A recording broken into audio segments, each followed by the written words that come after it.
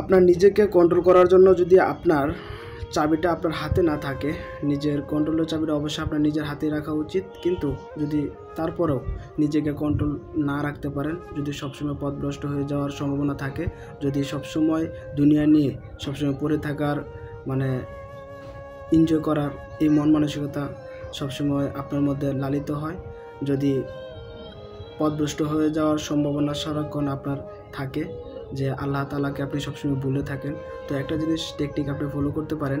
অযথা যেখানে সেখানে ঘোরাফেরা না করে একটা কাজ করতে পারেন। আপনি বিভিন্ন সরকারি মেডিকেল, যেখানে পঙ্গু হসপিটাল আছে, এখানে যেতে পারেন। বিভিন্ন বড় বড় সরকারি গুরুস্থান, এখানে যেতে পারেন। বা এমন কোনো জায়গায় যান যেখানে গেলেই আল্লাহ তাআলার প্রতি আপনার শুকরিয়া চলে আসবে, যাদেরকে দেখলেই আপনার চাহিদা কমে যাবে, যাদেরকে দেখলেই এই পৃথিবী নিয়ে সারাক্ষণ চিন্তা ভাবনা, এই সমস্ত জিনিসগুলো আপনার মনে জায়গা পাবে না। ধরেন আপনি যদি সরকারি বিভিন্ন পঙ্গু হসপিটালে যান, দেখবেন সেখানে অনেক মানুষ অ্যাক্সিডেন্ট করে পড়ে আছে, অনেক বড় বড় মেজর রোগী আক্রান্ত হয়ে পড়ে আছে, যারা শুধু খালি বাঁচার আগ্রহে, বাঁচার আকুতি নিয়ে তারা আল্লাহর কাছে আল্লাহ আল্লাহ করে বলতেছে, আল্লাহ জাস্ট একটাবার সুযোগ দাও, এবার আমাকে ক্ষমা করে দাও, এবার আমাকে সুস্থ করে দাও, তাহলে আমি অবশ্যই সুস্থ হয়ে আমি তোমার গুণগান গাইব, আমি তোমার জন্য সবসময় লেগে থাকবো, আমি তোমার দিন সবসময় তোমার কাজ করে যাব। তো এই সমস্ত জায়গায় গেলে অবশ্যই আপনার পথভ্রষ্ট হওয়ার সম্ভাবনা কখনো থাকবে না। ধরেন আপনি যদি কখনো কবরস্থানে যান, সেখানে দেখবেন বিভিন্ন সরকারি কবরস্থানগুলোতে বিভিন্ন মানুষ, বিভিন্ন ক্যাটাগরি মানুষ সেখানে শুয়ে আছে। তারও এক সময় আপনি একটু চোখ বন্ধ করে একটু চিন্তা করবেন, তারাও এক সময় আমাদের মতো স্বপ্ন দেখতো, তারাও কোনো না কোনো বিশ্ববিদ্যালয়ের স্টুডেন্ট, তারাও কোনো না কোনো বড় সরকারি কর্মকর্তা, তারাও কোনো না কোনো কোম্পানির মালিক, তারা সেখানে শুয়ে আছে, তাদের দুনিয়া জীবন শেষ। তো আপনি একটা জিনিস সবসময় করতে পারেন, আপনি আপনার পরকালের চিন্তা সবসময় করতে পারেন।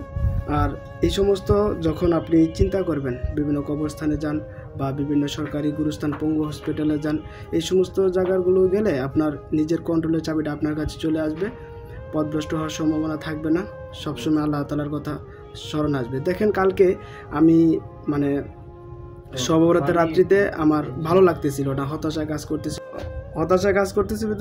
ভাইকে বললাম যে ভাই চলেন একটা বড় কোনো গুরুস্থানে যাই, যেখানে যাওয়ার পর অবশ্যই হতাশাটা দূর হবে, যেখানে বিভিন্ন মানুষ সেখানে শুয়ে আছে, তাদেরকে দেখলে দুনিয়াবী কথা বা দুনিয়ার মায়া দূর হয়ে পরকালের চিন্তা আসবে এবং হতাশা দূর হবে, ভালো আল্লাহ তাআলার দিনের পথে সবসময় চলার চিন্তা ভাবনা আসবে। সে বিদায় কালকে আপনার শবে বরাত রাত্রি গেছে, যেখানে আজিমপুর গুরুস্থানে সিলেক্ট করলাম, ভাই, আমি এবং আমার আরেক ভাইকে নিয়ে আমরা আজিমপুর দিকে মুভ করি।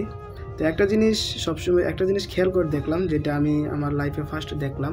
তো প্রায় 1 কিলোমিটারের মতো, শুরু থেকে একবার গেট পর্যন্ত প্রায় 1 কিলোমিটার, এই পর্যন্ত শুরু থেকে শেষ পর্যন্ত এমন ভিক্ষুকের জায়গা, ভিক্ষুকের যন্ত্রণা বলতে বলা যায় না, বা ভিক্ষুকের জন্য রোড দিয়ে যে যাইব এই জায়গাটুকু ছিল না। অবশ্যই আপনারা দেখছেন ভিডিওতে, অবশ্যই এখনও দেখতেছেন।